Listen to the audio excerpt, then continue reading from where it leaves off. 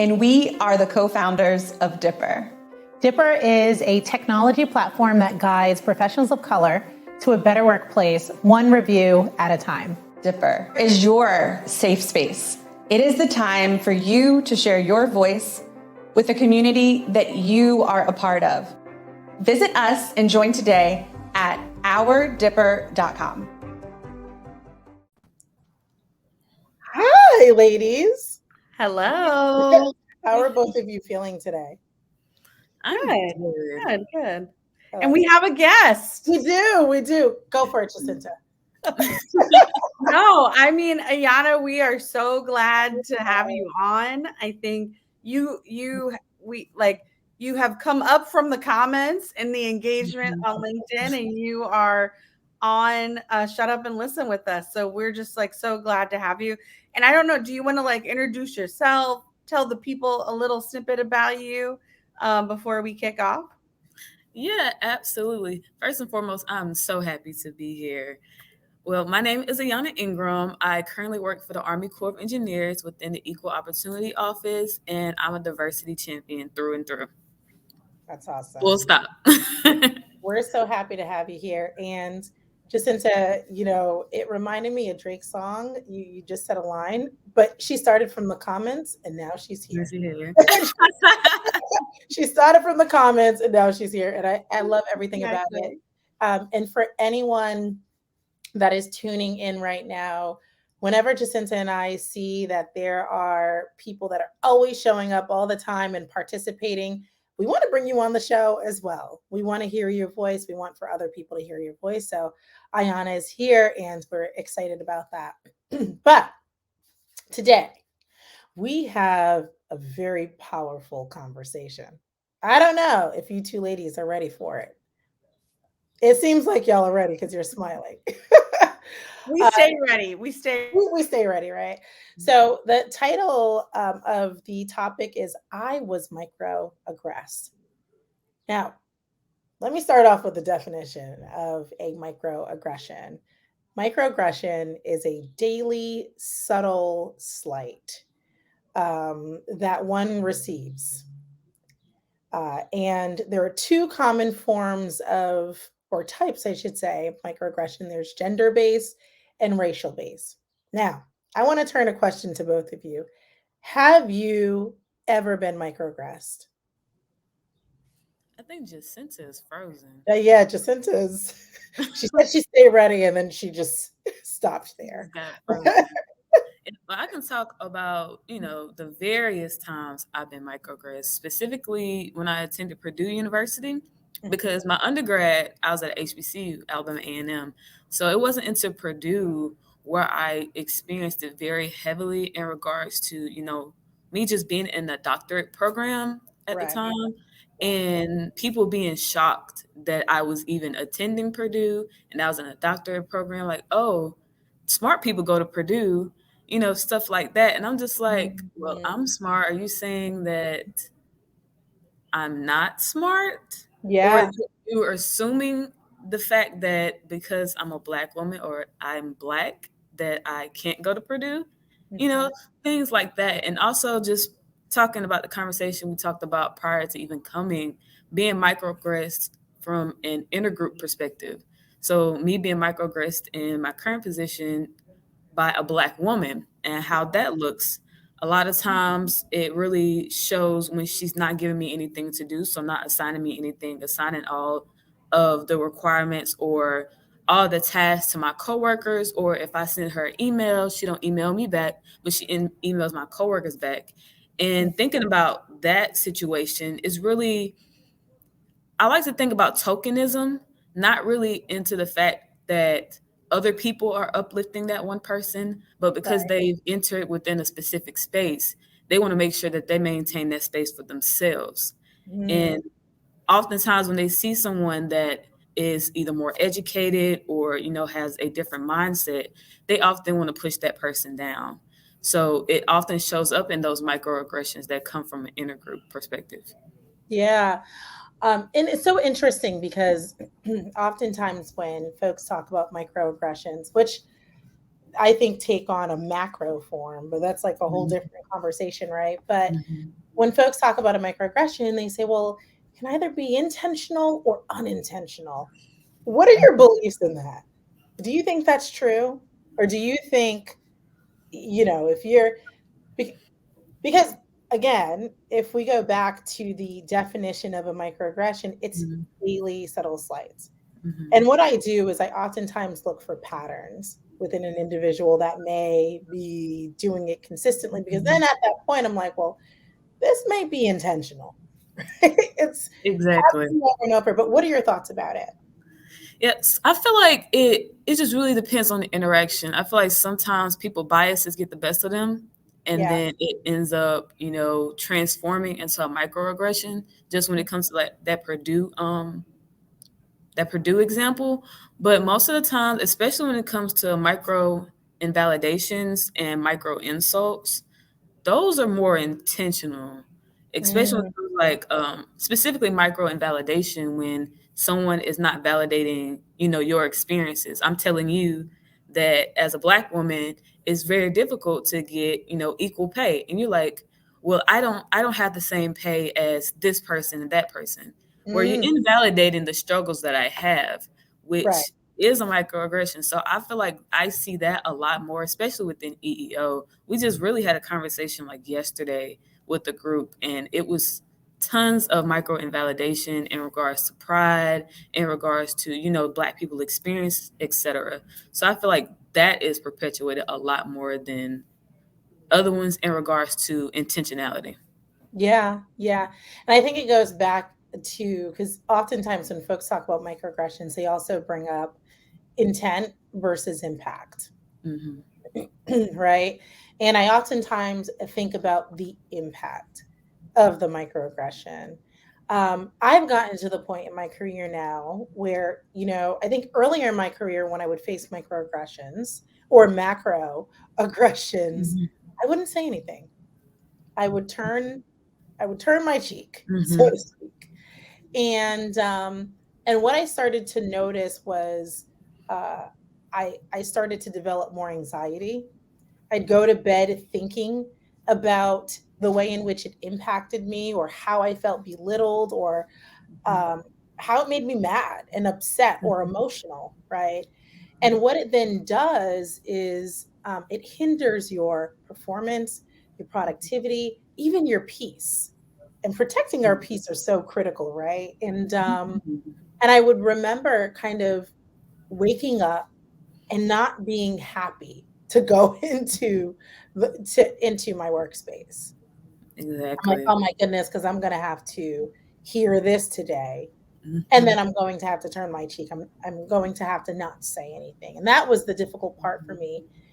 And then I had to take a step back, and I said, oh, no, no, no, no, no, no. You're going to start to address this. Hmm. Because your Exactly. life matters, right? And you shouldn't be the one going to bed not being able to sleep, or with this level of anxiety, or feeling a level of emotion, um, because of the impacts that you're facing within the workplace. And so Exactly. I started at a very small scale. And I will honestly say, yes, I also started to kind of pick my battles.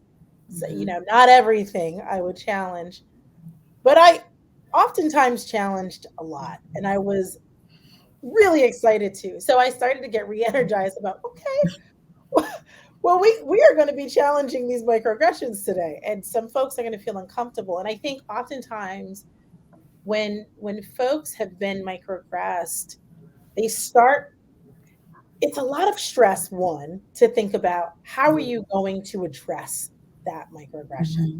How are you going to address that person in the situation? And then two, you start to think about, well, how is that other person going to feel? Have you ever stopped and thought, like, Exactly. why am I even thinking about how the other person's going to feel? I haven't been sleeping. Exactly. And it also affects how we show up every day. Like we're not able to show up authentically as ourselves. So it really goes into that stereotype threat because of the microaggressions that are often based off of stereotypes of us. We end up being very subconscious about not perpetuating that in the workplace, which is Right, extremely stressful. right, right. Right. So stressful. Yeah, exactly. Because you know how it feels. There was a post that I wrote, and I want to kind of read it.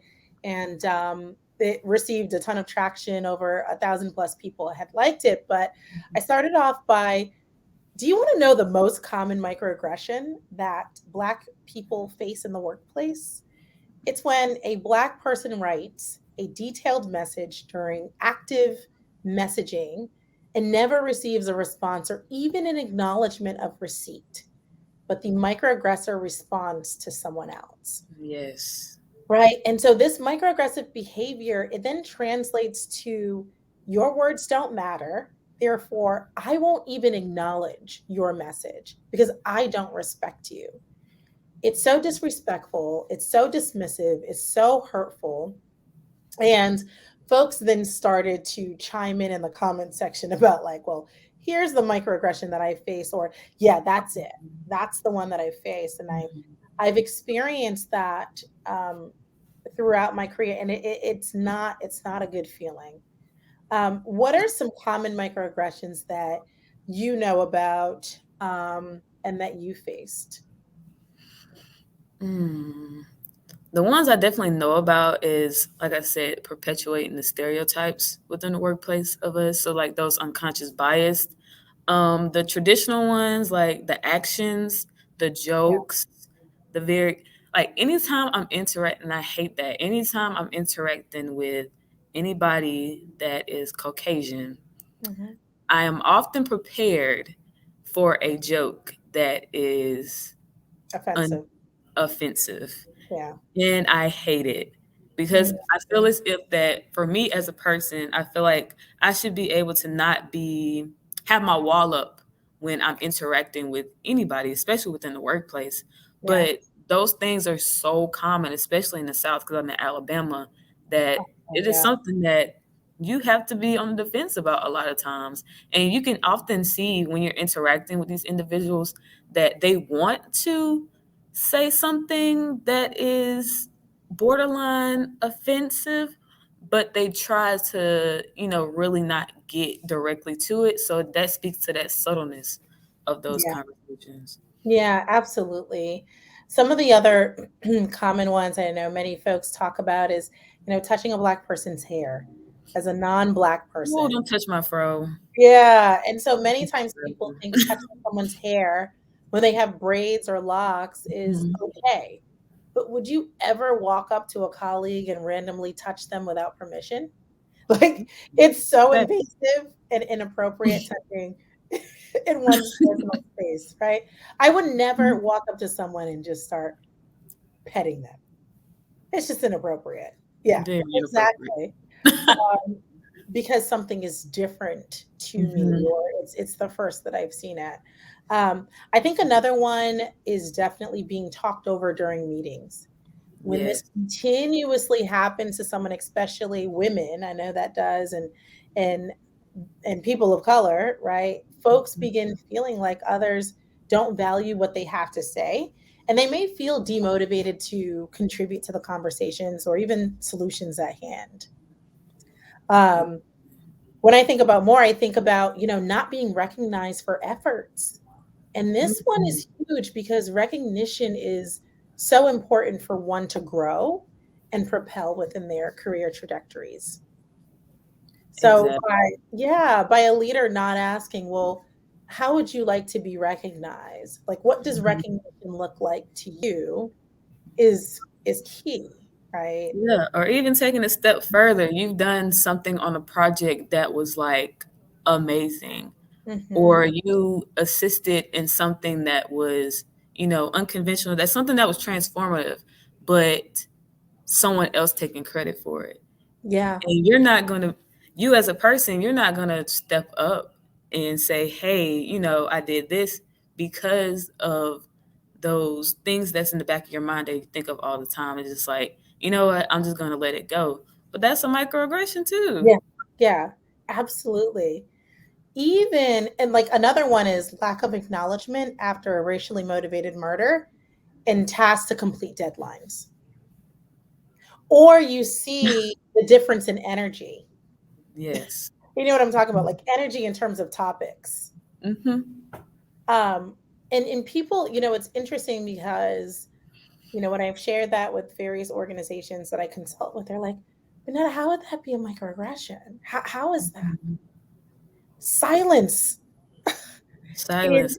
In the time of trauma, especially racial trauma, by an organization or leadership not saying anything, that's microaggressive. Oh yeah, and you see that a lot in the government because the focus is on the mission first, people second. So if the mission is already first and people are second, these issues that are a part of the minority group within the organization is definitely going to fall all the way to the wayside.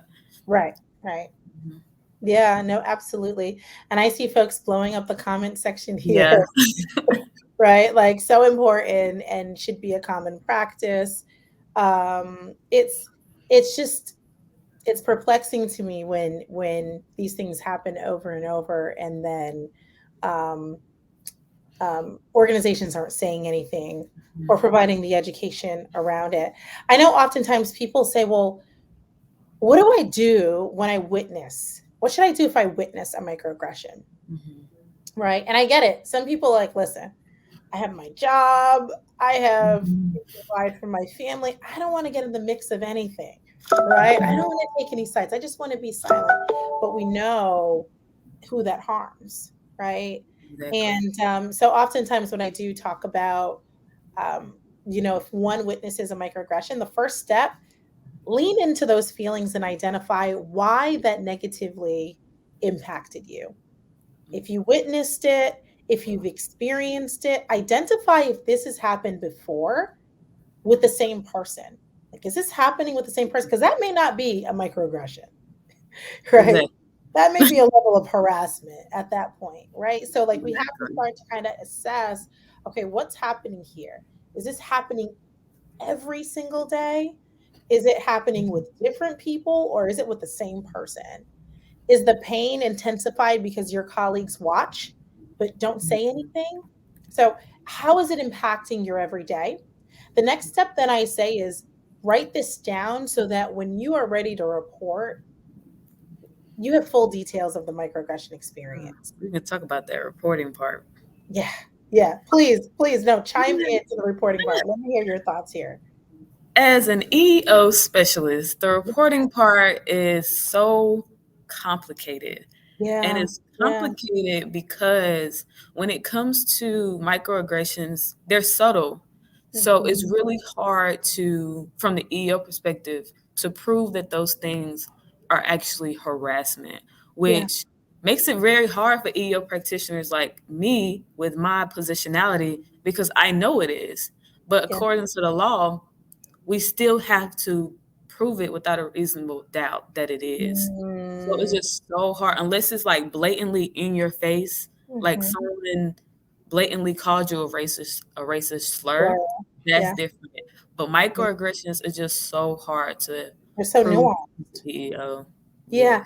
But that's why I tell people write things down. Right now. Because oftentimes like, people go through these experiences and they can't really pinpoint it or identify it because they haven't really written it down. It's like, okay, I know something shady is happening right now to me. I know I'm not feeling right about it, but I haven't written it down. And you can't really assess that way.